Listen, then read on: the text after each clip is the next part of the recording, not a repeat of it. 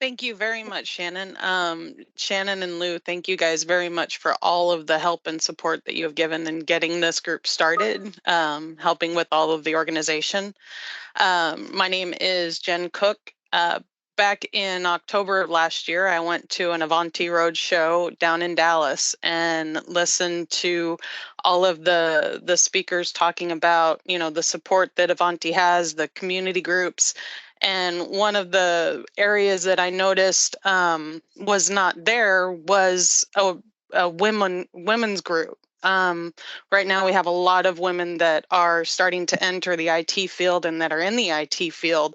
And I really feel that getting together and listening to our stories and hearing how we can support each other and continue to move forward and expand our roles within this area is really important to the industry and to ourselves.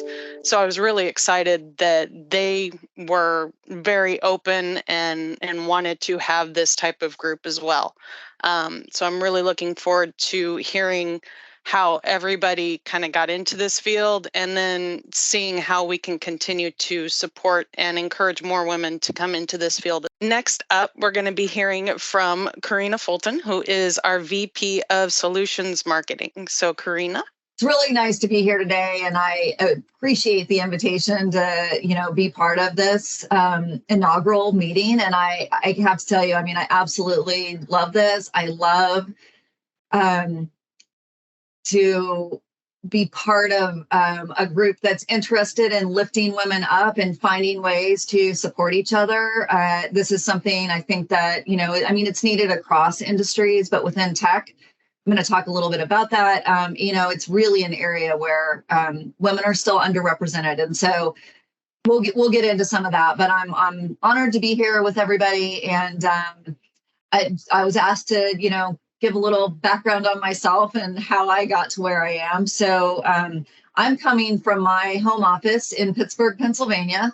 And I am originally from Southern California. So I've been here about 20 years now. So you can imagine a little bit of a change. Most people migrate west, and I went the opposite direction due to my wonderful husband. So here I am.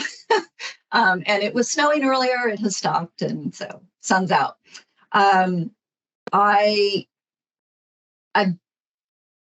One thing I'll talk a little bit about as well, especially as it relates to women, after commuting for basically my entire career, regardless of where I lived, I've been full-time remote for the last 4 years. So even prior to COVID. For me, it's been wonderful. And I, sometimes miss running into my friends down the hall and going to lunch and things like that. But overall, I think the balance that I've been able to achieve through working from home has been fantastic. So the other thing I wanted to mention is just in terms of my career, if we can go to the next slide. This looks a lot like me. And I wonder for some of you, and feel free to put it in the chat if your career trajectory has looked anything like this. I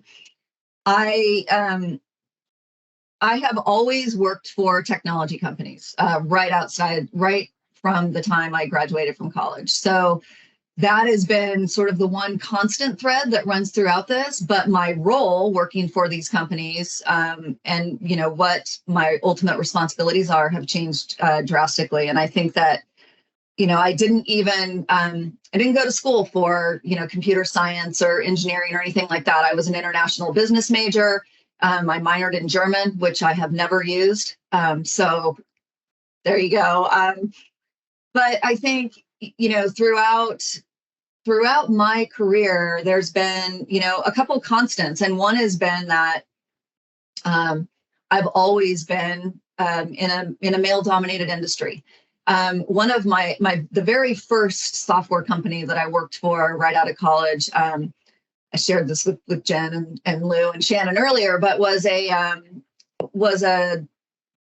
software developer, system integrator that whose main customer base was the fastener industry.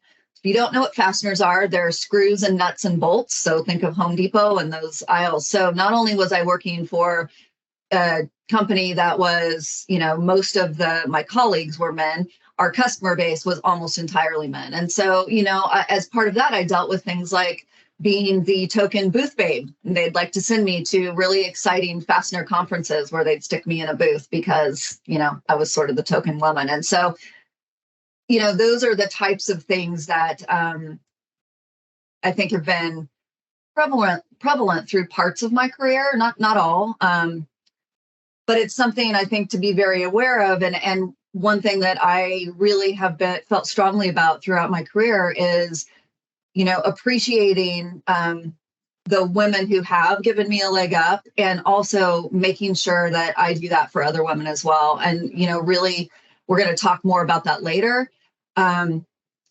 Because I also have experienced quite the opposite, where I've had women in my professional life hold me back for, different reasons. And I just think that we can do so much more for each other. One of the stats that I think is really fascinating, and there's been so many studies around this, but it's that gender diverse groups as a whole make much better decision making, make better decisions. And the latest stat I saw on that was something like there's a better decision rate of 70% when the group making those decisions is made up of men and women. And I think that's, I've experienced that in my own life. I think we still have a long way to go, especially in leadership positions, not just in tech, but across the board. But I think that that's something that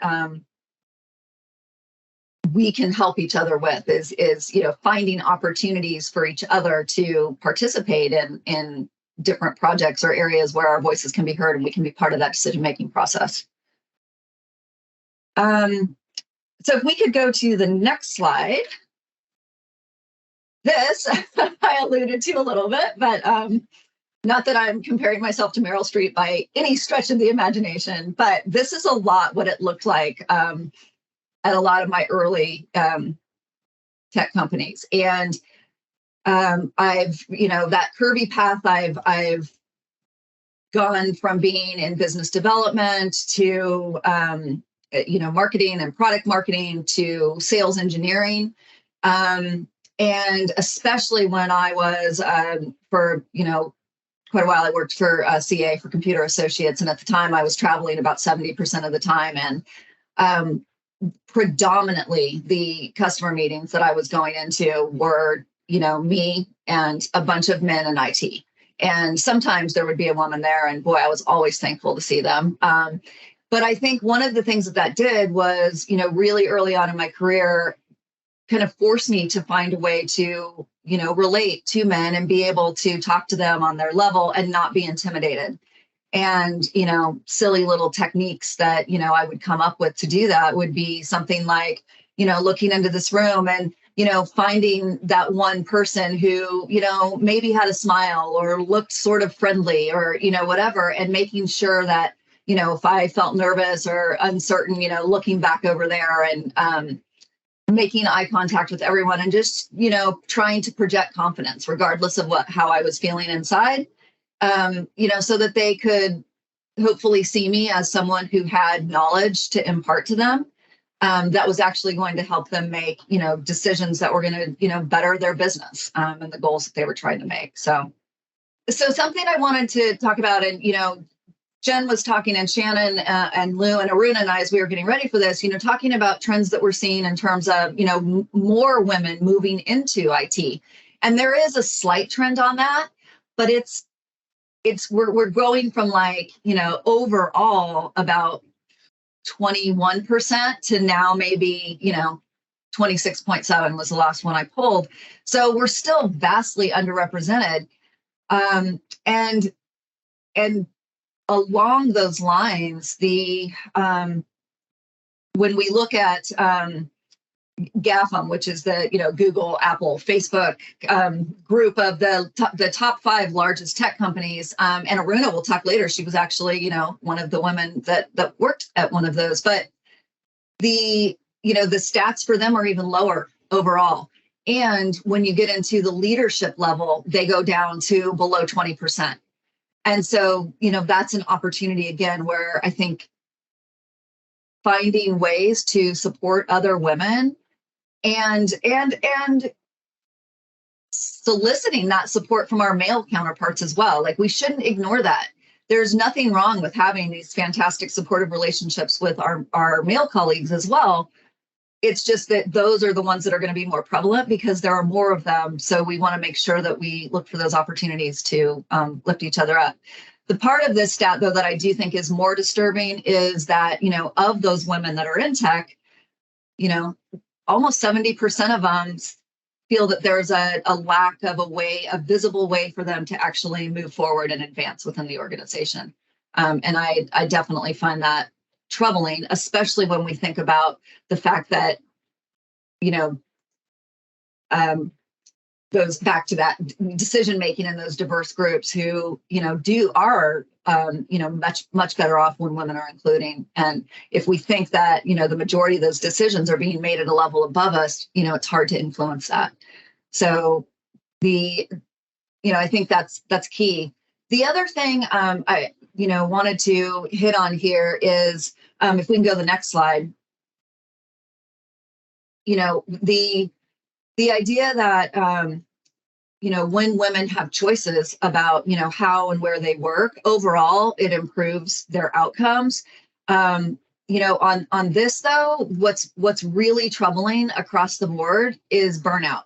And if you think about that, regardless of whether someone's happy with their job or they feel like they have opportunity, women have a real problem with burnout. And I think it has to do with the fact that, as women, we've always got that burden to carry of, many of us, between the balance of our families and the balance of our professional lives and what that means to our careers and the ability to actually progress.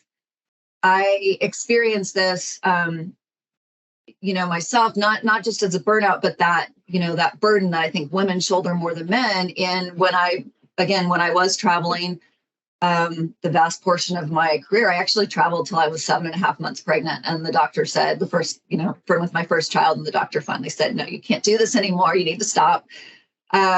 And then, when I went on maternity leave, thinking that I was coming back into a role where I had talked to them about the ability to stay local, not travel once I had my daughter, and came back to find out that, their idea of local still meant overnight stays, overnight travel, for a 3-state region. And, that I had a husband that traveled, that wasn't acceptable. And so I actually made the really hard choice to step out of my career at that point. And I ended up being a stay-at-home mom, which I never had ever planned, never thought I would do in my career. And, did that for a number of years, and had my 2 kids, which was amazing. But ultimately for me, I really I needed the fulfillment of working and the energy that I got from my colleagues and my peers. And so came back into the workforce, but then had to,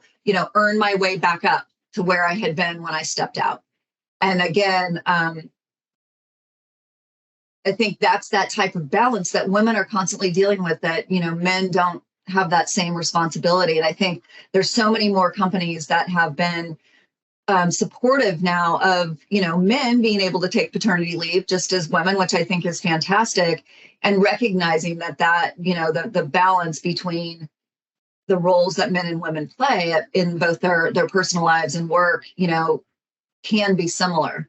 I know for myself, that's always been a challenge. And I feel like I have perennial guilt. Either I'm, feel like I might be letting down work or I might be letting down my family. It's hard to always feel that I'm doing my best at both. But that's my own personal journey that I've been on for many, many years, as my oldest is now about to enter college this fall. And so stepping into a different phase. But anyway, that's a little, probably longer than I should have gone, but that was a little bit about me and how I got here and the things that I, really feel passionate about. And I'm looking forward to the roundtable discussion as well. And I think now I get to turn it over to Aruna. Thanks, Corrina. That was a wonderful session, and having to give some insight into the the women, how, what is the percentage of the women that we see. We see a lot of women around, but in general, when you globally look at it, it's not enough on how many people or how many women are in this industry, right? And it depends on the interests. And of course, I see, my kids, friends, and some of the youngsters having that aspiration of coming into the IT, but again thinking twice to see, okay, is this something that's going, the decision making at the kids level itself. I see that, okay, is this going to be a right path? Versus I see the boys that in my own house, I see that there is like something that my kids are, oh yeah, I'm going to take a software engineering, I'm just going to move forward. But why is that my niece is thinking twice to see, okay, is that the right path for me to go? I think those are some of the things still are prevailing in the younger generation. Also, I think that definitely needs to change. And the numbers that you showed on the McKinsey, I totally agree to that. What you want to do always yields the fruit. While you're being told what you want, what you need to do is not as always successful at all. So I totally allude to that. So I'll just go over a little bit about my experiences from the journey. So being in multiple countries, starting, so I actually was born and brought up in India, southern part of India, that is Hyderabad, and I just took my family photo out there. Just that I was going through to see what I need to add in. It just felt like emotionally, okay, where I am and how I was to where I am today. It was so interesting to see myself in that blue skirt out there. So, oh, okay, that was like, we were like three daughters to my parents. And, I really thanks my dad and my mom. Always in those days also encouraged us to be very proactive. Learning, starting from a cycle. My dad always pushed us very hard in learning cycle, then a two-wheeler that's like more like a Vespas. Then after that, pushed us to learn car. Always wanted us to be independent. He used to always, so you got to be independent, you got independent. So he never got into that whole cycle of, oh, you got three daughters, back in India, you got three daughters, get them married soon, like get them settled soon. He was never into that. And I really thank my dad and mom for that, to where I am today. So from India, I moved to Malaysia. You can go to the next slide. So I got married and I went to Malaysia. I started my career as a Delphi developer. So it's more like from there on, it's almost like 20 plus years now in the technology. It's a journey towards, starting from Kerensoft, Berhad, the company name in Malaysia, then working at Dell, then migrating from Malaysia to United States, and from there worked in some of these amazing companies like Google, VMware, EMC, Dell, and now working at Ivanti for the last 4 years. So this is a great journey. I'll go in a bit on each of these companies that I worked, what are the various aspects and what are the various experiences I've learned from those experiences. I'll just go over that. So that's a picture that I stick in. I get two pictures here. It's just not the journey on the career side. It's also a journey on the personal side with, raising two boys. Now they're in their teens. One of them going to college this fall. The other one is in his middle school. So I did my undergrad in the Bachelor's of Commerce back in India. And then I moved, after like so many, moved to Malaysia, then moved to United States, then, got into jobs. And while raising my second child, he was like probably 1.5 years old, then I thought, okay, why not I just do my master's? I really wanted to do that back in India. It's just that I didn't get an opportunity over there. So then I joined business administration and software engineering. And also, in parallel, I also did a strategic decision and risk management certification from Stanford. That was a very interesting story where somebody actually has challenged me on that. I said I just took it as a challenge, and I was able to successfully complete that certification. I'm very I'm just proud of myself for that particular certification because it has been challenged by somebody in a company. So it's nice. It's a great journey. But again, coming to the software engineering, to just touch base on that, honestly, I did not have much of a choice when I was growing up. The only two paths that my parents had made it available for us was either you want to become a doctor or you want to become an engineer. So, okay, so within engineer, I wanted to become a mechanical engineer because somehow my dad is a mechanical engineer. I've been seeing him, playing with all this machinery. It was very interesting. But that's where you see again, oh, you are a girl, you can just get into those playing with all those big machines. You want to be in a software side, so you got to go into software engineering. So that's how I was like forced into the software engineering. Not that I don't like it, but to your earlier point, what you wanted to become. It was a mechanical engineering. Then my thoughts changed into what if I become an interior designer along with some art. That was also not a career choice that was allowed to us because all these choices happened before 20 years, right? So it's kind of a path. It's more like having that horses have those things on the side. Go on that route. You're put on that path. Just let go. But am I doing something that I like now, along with the software engineering or being into this industry? Yes, I do now because I'm an adult. I can make decisions for myself. So I do art classes. I do some artwork at home, and I decorate my home, and I help some of my friends do some events outside. I enjoy doing that over the weekends. So that's on my personal side. Next slide. Okay, so here are the key learnings in my career journey. So I started my first job in Malaysia, and I worked with that group of wonderful women out there. And the person standing is our manager. She was an amazing person who really gave me a boost because that was my first job, and I made many mistakes and broke stuff like anything. And that's where emotionally, I was going down because I was breaking things and I didn't know if I could do, if I cannot, am I allowed? So I think that's where she stepped in and said, okay, that's fine, but just don't repeat the mistake. If you're learning something, just don't repeat it, And she gave me a chance, I was struggling with, Delphi coding, and she said, okay, do you want to kind of start with SQL queries to begin with? You want to start there and then start learning in the coding and get into that? So that even then I was emotionally challenged because I didn't know, am I, you just have that feeling of, am I being, downgraded? They don't like it because I'm breaking things. Should I still stay here because I'm hired for something, but I'm asked to do something because I'm breaking things. So I was going through this emotional journey, and, she's the one who helped me to kind of take it easy. And, this is something that you got to get over that emotion of, I'm not doing things right and I'm asked to learn something.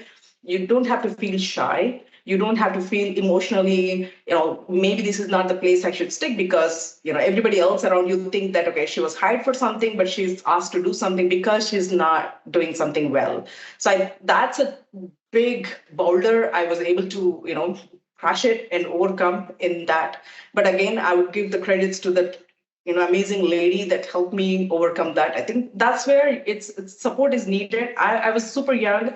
I don't know. This is my first job. There is always somebody should be mentoring you. And that is what I see even today myself. When I see the youngsters coming in with the organization, struggling with some of these things, I always try to encourage them, say, it's okay. Things are not going to break. It's not, the world is not going to come to an end. There's always a learning curve. All you need to do is open your, just ask. Or if I recognize that, this person is struggling, I always give that comfort to the person saying, there's always a room to learn. And, I see that women are super fast learners and mistakes. The problem is that you want yourself not to do any mistake at all. You want to be always perfect. That's something even in the personal life, right? At home, you want to be the best. You don't want to do any mistakes. But what I learned is that's fine. Failure is the best way to learn, and just try out new things and continue learning as much as you can. But only thing is, do not repeat the mistakes. That's all. Now that was my first job. Then I went back to India for a very brief period, and I joined in Dell as a call center agent because I wanted to try that to see if it was interesting because my all college friends joined as a call center agents. I just want to jump in and see and how that field is going to look like. I learned a lot over there. I worked as a call center agent for about more than a year, and that was my first time interacting with customers on phone. And challenge was the English, and of course, I learned English while I grew up, but the country's accent, following all of those, and the culture itself is very different. I don't know what words you're going to use, how you want to talk. And we were used to, they used to gauge us on every single call on how you spoke to that customer and what was the outcome of that call. So with that, I learned a lot of patience. More likely, I think that's where I would say the key of learning what the customer experience would look like. Before that, I never knew what even the customer experience is about. That eventually lead the path into the product management where I am today. But I would say the call center, working as a call center agent really clicked that out on, focusing more on customer experience, empathy, respect, and having constant communication and gain the trust from that customer on what you're trying to help them with. So that was my second job. And then that's where, from then on, I really thought through and said, okay, I really wanted to do something to the interaction with the customer. So when I moved to United States, I started off working with Vision Survey Plan. Then after that, I joined VMware. That's where I worked as a civil developer, but started to engage myself into the product side of it. So I got a very good opportunity in VMware where I could step on multiple pieces and multiple cross-functional areas. And that's where I really narrowed down to saying, okay, this is my area. This is where I enjoy what I'm doing. And that was the beginning of my product management career. Then I moved to Google. I worked on one of the most world-class product, Gmail. So I enjoyed working in there. And that's where, again, the leadership skills and what I learned in Google started to lead some of these product areas and components and moved to EMC from there. EMC was a very long journey, about almost like 8+ years that I am at EMC.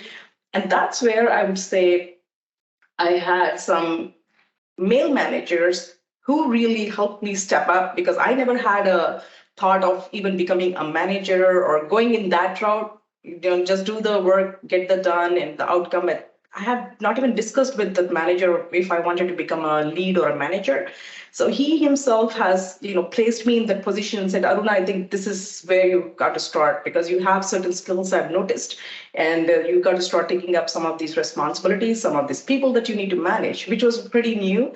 And I really appreciate the manager over there. I think that's what the support is needed. It's not that every time everybody's asking for those paths. Maybe, that some people, many of the women are like me that, I don't even know that I'm supposed to, go in that route. I'm capable of doing these.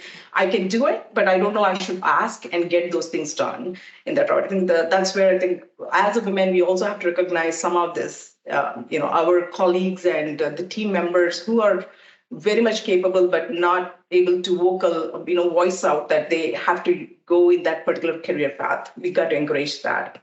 So I did that. And as Corina mentioned earlier, of course, I did also have a mini experience with women colleagues and management who are pulling you down as well. So that's why it's unfortunate that we see we come across some of those experiences. That is where I think we need to support each other to make sure that, we are encouraging and, helping our colleagues and coworkers along our way where we are today in the success path. So in my current job, all through this whole product management, after EMC Dell, I moved into Mobile Iron, which was acquired by Ivanti now. So I'm at Ivanti. Within Ivanti, in the whole this journey, I think, again, I'll re-emphasize on patience. Patience is something that I would say that it's a must. And I think it's a God-given capability for the women of being patient. But I think this comes a long way to tackle the emotions that you go through within an organization. So I learned a lot of patience, wait, be tactical in approach on what you want to achieve, and also a lot about the self-management, about, again, there are so many things, right, within the organization. As a PM, I've been asked, customer wants this, then the engineering can do some of those things, then, or the overall leadership team wants your product to be some in so and so position. So how do you do that, right? So that is where you want to self-manage yourself. Don't run down through this whole emotional journey, rather self-paced and self-manage yourself to see how do you want to achieve this. And of course, the most important critical part of any product management that I've learned is the relationship management. Without that, I don't think so. We want to call ourselves as PMs.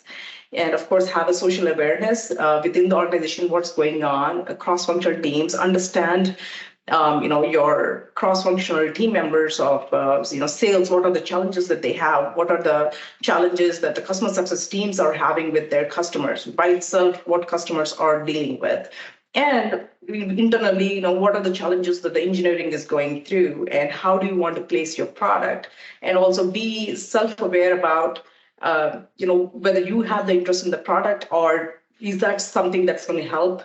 Sometimes there is always, you like a product and you're so excited to invest a lot into the product, versus you got to always think through a 360 view of, if you're investing something into this product or the project, is it going to help the organization? Is it going to benefit the customer? So all of these aspects are very important.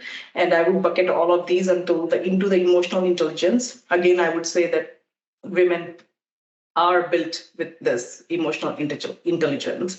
So all I would say is, with this, you can see that over the 20 years of journey, from being naive in my first job to the current job, a lot of learning as a woman, and of course, a lot of experiences of not being vocal, how it can hurt your career, how it can hurt your emotions.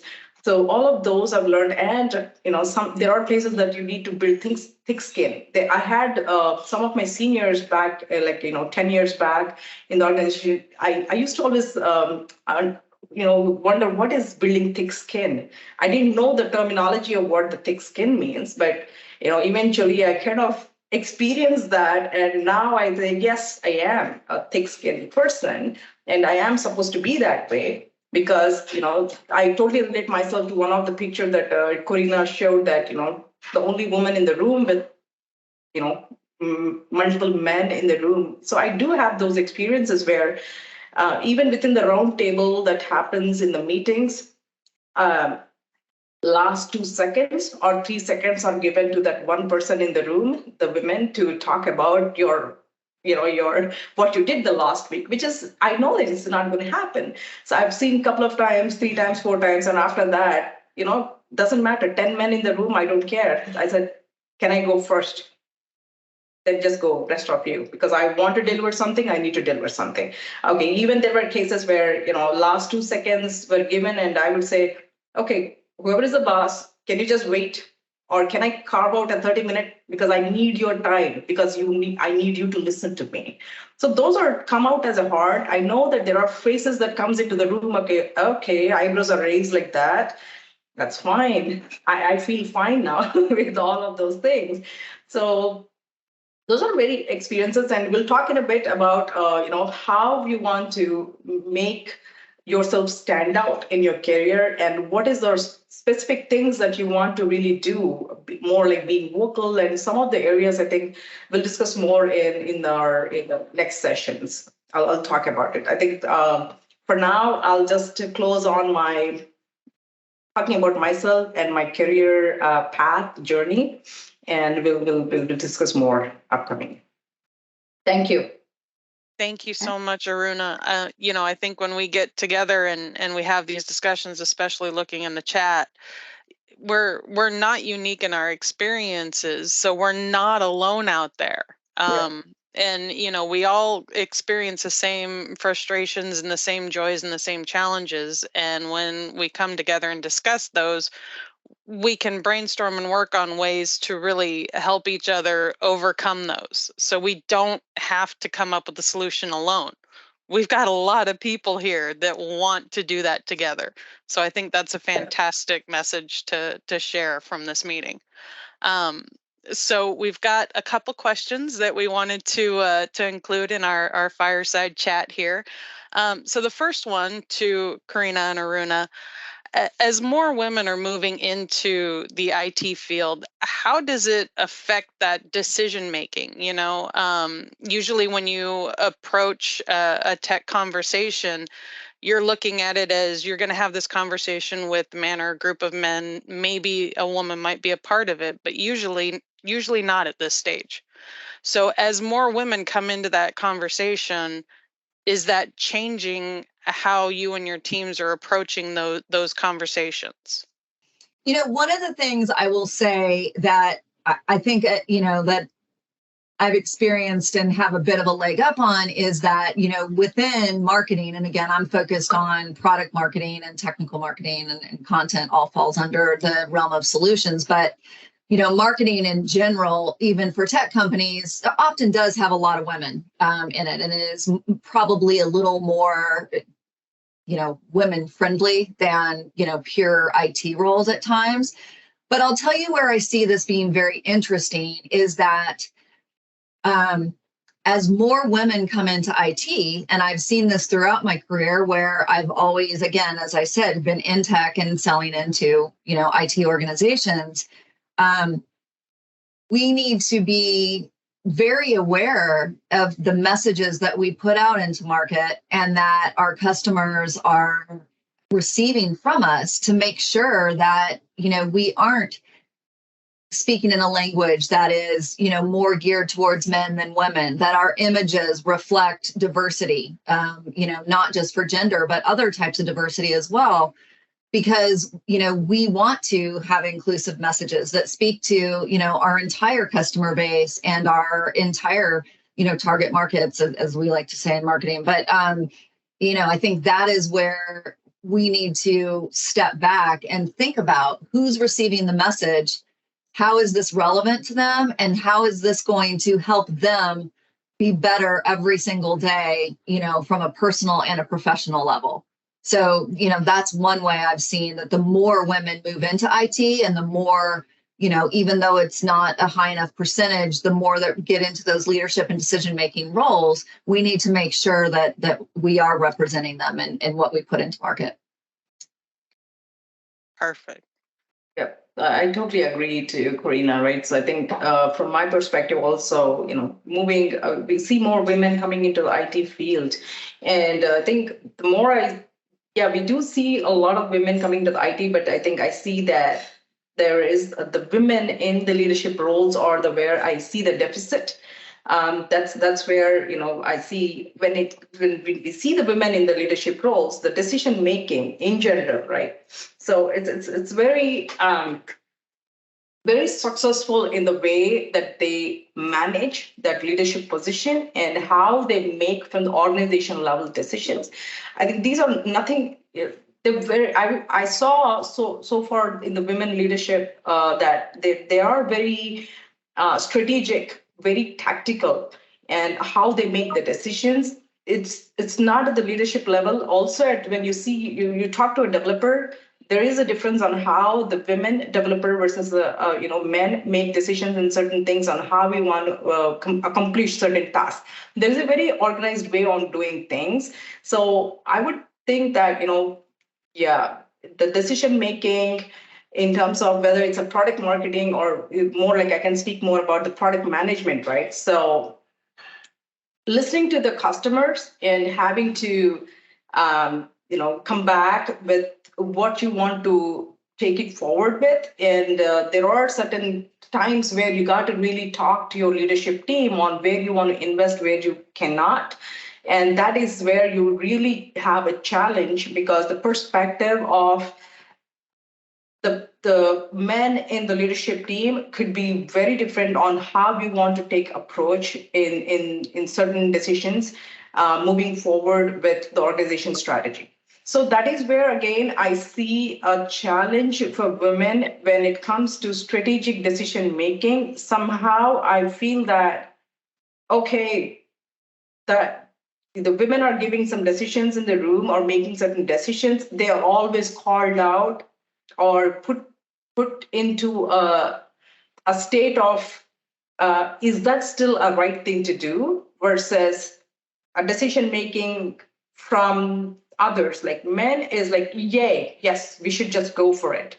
I don't see that thumbs up in people, when women is making a decision, it's like you're always put in that doubtful situation. Okay, is this still the right thing? Should we just have a meeting to make sure that, the other 10 people are also agreeing with you?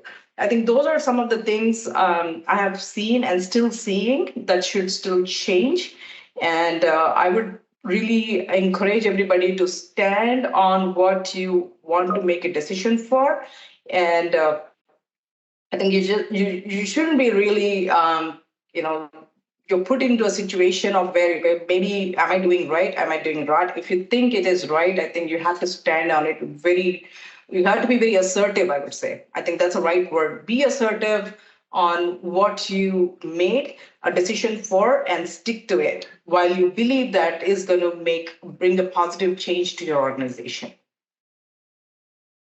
Absolutely. And I think as women, we can be assertive without coming across as rude. I mean, men do Yes. it all the time. Yeah. So we can do it too. There's nothing wrong with us doing it too. And I love the fact that, you show it every day, in what you do, and it works. So it can work for others too. Right. The other question is, what career challenges do you think women face as they're entering this tech industry, and how are those roles changing right now? I can say that the first few challenges that I do see is, as we come into this industry, the first thing I myself have experienced, and I see my colleagues or friends experiencing, is not asking of what you want in that company, right? In wherever you have joined, you do your best on what you can, but you feel super shy asking that, I'm doing all of these, taking care of all of these responsibilities. Can I have a compensation hike? Can I have a promotion? No, those are the ones you just feel shy, feeling that, am I doing something wrong by asking this? And when we ask, also it's like, can I get can we talk about the promotion? Versus I see my male colleagues, which is not wrong at all, saying that somebody's asking, your manager is coming and giving you this responsibility, and upfront I see my male colleagues saying, yeah, you're asking me to take all of this, but what is it in for me? That's a straight away question, right? Which is where women are like, okay, take it up, do everything perfectly, and you feel shy asking for what you really are, worth it, and you need to be there, right? So those are the things. I think the challenge is still there. I've been seeing it for 2 decades already. I don't see much of a change in that. I think that should change, is what I would say. And the other challenge is not only about the promotion ask or the challenges asking for a leadership role by itself, right? So you're not, when you're managing a certain level of portfolio, having yourself stand up and be or act like a leader is something that you feel shy about. Saying that let's do this, or you command somebody, say command is not in a negative manner. I'm saying that you got to tell few things for people to do versus you tend to request people to do, not to be in a rude way, but in general, you got to be assertive on what you want things to get done. But that is what I see a lot of difference between men and women, not in any fashion of rudeness, but you got to do certain things in a very assertive manner, which is what it's a big lesson I've learned and still learning, which I'm not still today. I still, when I'm asking something, I still be a very pleasing manner, where I have many times coming back the responses of, no, I cannot. It's just because how you're requesting pleasingly, which is good, but not always works. So, having to place yourself as a leader, I think those are some of the lessons that the women should learn on how you want to project yourself as a leader. I think that's another place I see, standing up, being independent, and trying to take charge of things is where women feel super shy. So what Aruna was saying is that and we talked a little bit about this, as a when we were prepping for this, but I think that women are often reticent to apply for something or get involved in a particular project if they don't feel like they, have 100% of the requirements of that role or that promotion or that project. Whereas a man will throw his hat in the ring if he's like 30% capable. And it's that, where we have to feel confident that, again, you don't have to be perfect. You don't have to know every single thing. Learning is part of every single role that we should have. So, if you've got skills that you can lend to something or that fit, you think you can make an impact to a particular role and you've got applicable experience, we shouldn't hold our own selves back by, not throwing our hat into the ring because we feel we don't have, every single bullet on that, let's say, job rec down pat. And that's something I've seen over and over again with women. And I've, especially with, women that I've had reporting to me in the past where, or that have left, the company I worked for and went somewhere else, I've tried to continually help them understand that, again, there's applicable experience and learning is part of the process, and, just not to hold themselves back. And it's sometimes hard to do, but I think that's critical as more women enter tech and, again, are trying to navigate the ways to be promoted within their organizations. Yeah. I mean, that's a great example, Corinna. I mean, that is something we're still seeing pretty much every day. Yes. It's having to, sign up for a project. When that is a proposal out there, obviously you see the men saying, yeah, let's just do it. And before doing that, there is also a conversation of what's in for me before even taking the project. And the person probably would know only 20-30% about the project. While it comes to the women, it's like, okay, I need to know, first of all, 360 of the project before I say I agree to it. And you're doing that, accomplishing it, handing off, and then maybe you're talking about what's in for me. So I think there's a lot of variation on how a certain situation is handled. Yeah. I think those are definitely challenges that the women needs to overcome, and got to be vocal on what you want to take it further. And that's where it all comes down to your work satisfaction. Earlier when Corinna projected, what you want to do, you're happy, you're able to produce more. So I think that it all comes down to your mental satisfaction, at the same time, what you're contributing to your organization. Yeah, Absolutely. fantastic points. As we prep for this meeting and during this meeting, watching the chat, we all have the same challenges. So I think this is a fantastic platform and opportunity for us to work together to learn how to be more assertive, how to avoid burnout, how to self-promote. So I'm really, really excited to see what's going to come from this group. Yeah. Thank and you. Also, just want to add an example, because just that I wanted to, tell the rest of my, friends or colleagues over here, is that, when it comes to even, when you turn the burnout, when you called out of the burnout, that's where I was going to come back saying that, there are responses I see from, our male colleagues saying that, after certain hours of the day, or sometimes, there are early morning meetings, late night meetings, and they're very certain about assertive and saying that, I can't because I got to do this. I have certain errands. I have to spend time with my family. While I see that, you're in the home doing a lot more things with, you got your kids take care, you have, cooking, whatnot things, and the family activities that you need to take care. But there is never a no that you're saying when it comes to, a late night meetings, early morning meetings. You're always trying to balance it out, adjust it, making time for yourself, versus, okay, this just doesn't work for me because it's going to disrupt something else. So I think that is also an area I would encourage women to balance out yourself in terms of how you manage your work life. I see that a lot recently. Women burning out. I see them in the morning, late night meetings, not saying no to anything. I myself am going through that. I just wanted to bring that up also. And I think maybe in future that could be a topic also to how do we manage those type of situations, right? That would be really helpful for all of us on how to take it forward to help balance out ourselves. Yeah. How do we give ourselves permission to say no? Because it's okay. No is an option, guys. No is and I'm saying that to myself too. Yes. Yes. But yeah, that's definitely, a challenge.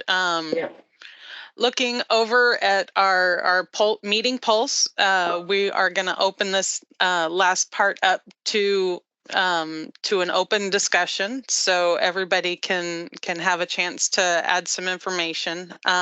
Looking in there, we've got two questions that have been voted up. One is, what we were just talking about. How do you deal with burnout? The other one is, how can we self-promote? How do we go about and ask for those raises, or say, look, I'm doing all of this work, I need proper compensation for it. So what are some of the things that you guys do to overcome that burnout feeling? I'm looking for advice.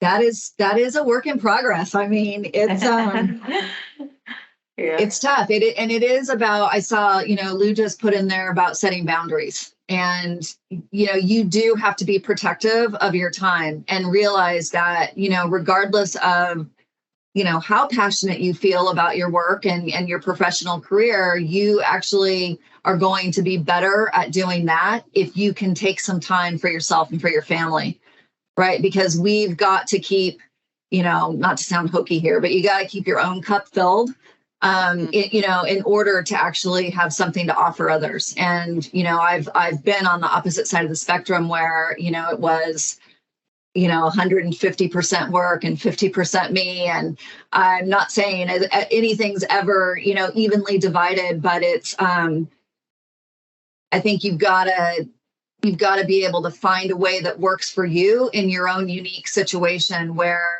there may be times where you do have to work a really long day and you may have those late night meetings, but, maybe the next day, there are times when I have two dogs and, boy, they whine at me if they're not getting out and, getting what they need as well. And so sometimes it's a matter of blocking half an hour in my day to take them for a quick walk. And, it might not be as long as I want to do it, but it's something.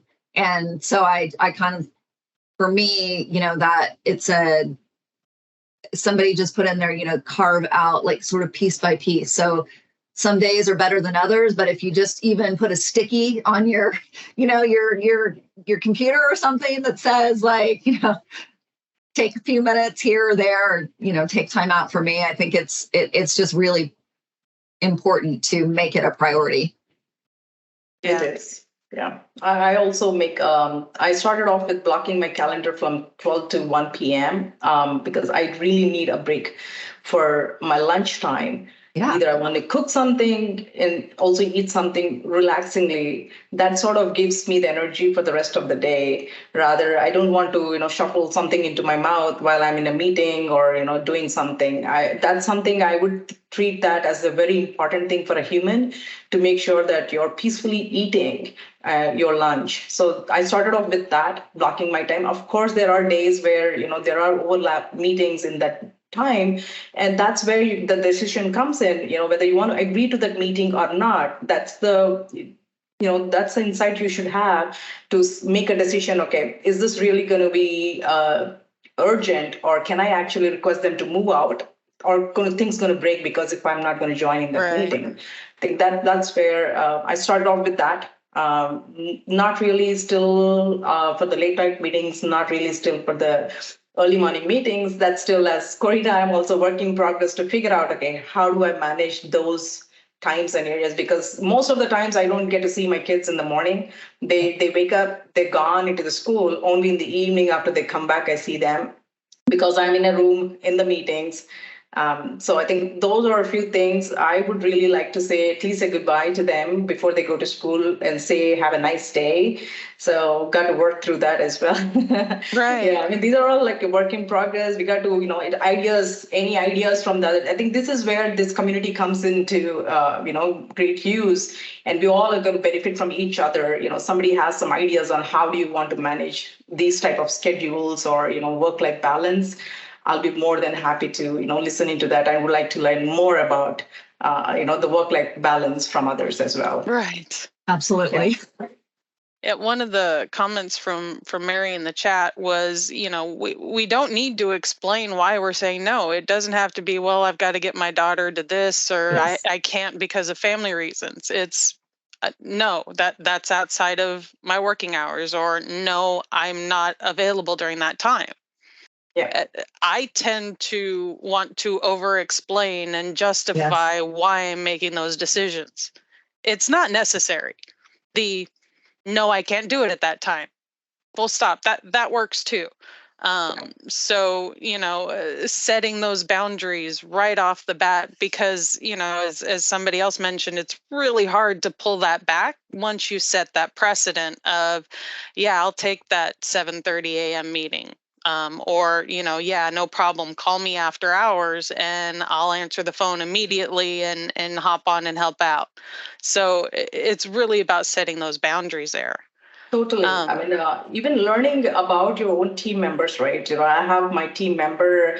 She has kids in, lower elementary. They're super small kids, and I always feel bad for her. Like when she's sitting in a meeting at 7:00, 7:30. I can totally imagine because I've gone through that. I know how it's going to be to send a kindergartner and a second grader into a school, and having you being sitting in the meeting, it's just not easy. So I encourage definitely you got to make a decision because you're, as Corina mentioned earlier, right? You got to make sure that your cup is full and happy before you can contribute or give something to somebody else. It's very important to manage that. Absolutely.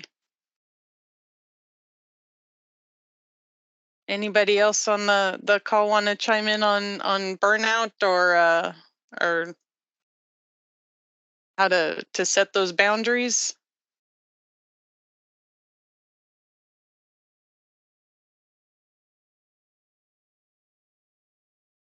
There's a reason they always say put the oxygen mask on yourself first. It would be really great to listen from others. I'm sure most of us have the similar experiences, and would be wonderful. May not be in this meeting, but the upcoming meetings. I think we should have a set of topics. Bring back your experiences. Share your ideas on how to tackle some of these challenges. This is going to be super useful and helpful for all of us as a group. Absolutely. And that's the thing, I think that, as women with these shared experiences, regardless of, industry or role that, we've all been through, where we can learn from each other and get tips and find ways to, feel better about the work that we're doing and elevate our presence and, again, support each other. And I look forward to being part of this in the future as an attendee as well, and in learning from getting tips from everybody else. Yeah, yes, absolutely. And also, I just wanted to bring up a point. If in this group, I'm sure that there are women and also a few men that would have joined the group. It's just not about the women sharing. I think there are experiences from men. I would really be interested to learn more about, their experiences that we could learn from that as well. So I think that's another topic I would really encourage if we have somebody volunteer and share some of your experiences as men with working with women. I think that would be very useful for us from learning a different perspective, right? So that is going to be very useful as well. Yeah, and I think that there's, I have had some really great mentors in my career that have been men. And this is not at all about, women up and men down. This is, again, to elevate women. But, we can absolutely be inclusive with men. And there's, we will have those champions within organizations where, they can help elevate all of us as well by, continuing to be our supporters and our collaborators and, raising up the work that we do. And, so I totally agree with that. Like I did see that there were men in the chat, and I was so happy to see that because, we can't do it on our own. We can help each other, but it's, again, there's still, they've got the vast majority of the roles that are, in our everyday workplaces. So. Yeah, one of the gentlemen in the chat, Eric, is my mentor right now. So. Awesome. I love that. Yep. Amazing. Yep.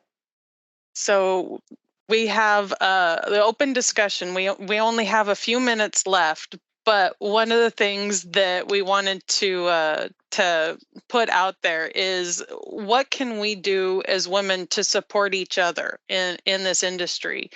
So, what are some of the things that you feel women have done to help support you, and what are things that we can do not just in our company or in our business, but also in our lives to really support and help the women that are around us. So, one of the things that I wanted to do is get together and kind of vocalize and put into the light the challenges that we all have, because I know for me, sometimes I feel like I'm doing this alone. I'm swimming uphill or, swimming upstream by myself. And these issues and these challenges are unique to me, but that's not the case. We all run into kind of the same roadblocks and the same challenges here. So what are some of the things that we can do to bring each other along and help each other as we go through these challenges? One thing I would say, and from talking to friends of mine as well who work in other industries and have similar experiences, I think that it's also important to make sure that the leadership at your organization understands the challenges. And there's a huge diversity of how forward thinking or how inclusive different companies are, different industries. And so, everybody's situation there is going to be unique. But I think that, even if you have the opportunity to, start some type of exchange like this within your own organization as well, where, maybe it's a lunchtime chat, or it's anything that you can do to create some visibility for, women within the organization. I think that, that's one area that I think if you can get leadership on board, you can create some visibility that makes it a little bit more visible. And I have seen the extent of that in both realms of, great leadership that, is really supportive. And then the opposite where, they aren't as, I don't even want to call it progressive, because I don't think it's progressive. I think it's just straight out like, this is something that organizations should be doing, and they should be creating a, foundation of equality for anyone who's working in the organization, regardless of, their gender or anything else. But I think we have to make it visible, because it's not always the first thing that they're thinking about. Right. And so I think that often there's an openness to hearing that if it's brought to their attention, especially if you feel like there isn't equity at your organization. Absolutely. Absolutely. Our next call that we're going to have is actually going to be on International Women's Day. So what I'd ask everybody is, as you go through the next month or so, look for those opportunities to support the women around you, and come back to our next meeting and let us know how'd that go. What all did you do to support women, and look for ways that you see other women supporting you. Sometimes we don't recognize or see those things unless we're actively looking for them. So, see ways in your company and in your life where you see those women that are supporting you too, and come back and let us know how that's going. I think this is a really amazing community to put together, and I really think that we'll be able to help each other out. With that self-promotion, avoiding burnout, looking for those raises and that recognition, how building resumes, things like that. Those are topics that have been suggested for meeting ideas, and it's definitely a lot of things that we can explore together and help each other as we grow and progress this industry and just ourselves in general. Yeah. We can, for the future meetings, just a suggestion that we also have some, I have my team member who has shifts the career path within the organization. There are multiple opportunities that you could do. Unless you try, you cannot. You don't experience that. So I think we could have some of those experiences, the people who have experienced it, talk for a few minutes to share their experience on from switching from this path to this path within the organization. It's just not wrong to ask, or it's not wrong to try. It could be very successful. You just want to change something new. Of course, you should have to try. So that most of the times it's very successful. So it would be nice to have those type of information that can be shared. So if we can, going forward in the meetings, we could have somebody volunteer for these sessions and share their experiences. I will be very happy to listen into that and learn from others' experiences. Absolutely. Great job, Jennifer. Thank you. Thank you, Corrina and Aruna. You guys did fantastic. Thank you for the opportunity. Thank you for the opportunity, and thank you for starting this group. I mean, I love that you recognize an opportunity and you're like, can I do this? That's fantastic. Yeah. Thank you, Aruna and Corrina. You guys did fantastic. Yeah. Thank you. It's great. Well, I personally want to thank everyone for joining. I did put a quote up there, and I feel like it kind of really goes well with what we were talking about today. So I'm going to leave you with this quote: trust in yourself, believe that your voice matters, and know that your words are good enough. Love it. Everybody have a wonderful weekend. Thank you, guys. Appreciate you all showing up today. Have a good weekend. Thank you. Thanks. Bye. Bye-bye. Thanks, everyone. Thanks, everyone.